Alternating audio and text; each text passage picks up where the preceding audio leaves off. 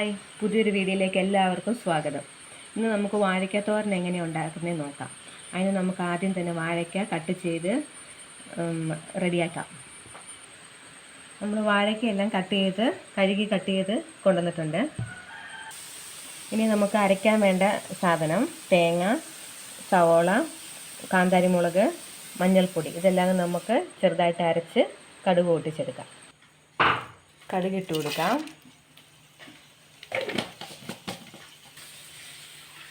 കടുക് പൊട്ടിയിട്ടുണ്ട്. നമുക്കിനി ഉള്ളിയും കറിവേപ്പിലയും വെളുത്തുള്ളിയും ഇടാം. നല്ലോണം മൂത്ത ശേഷം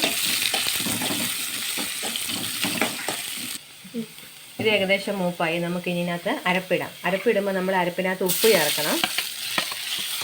അരപ്പ് ഒന്ന് ചൂടായി ഇളക്കിയ ശേഷം നമുക്ക് വാഴയ്ക്ക ഇട്ട് കൊടുക്കാം.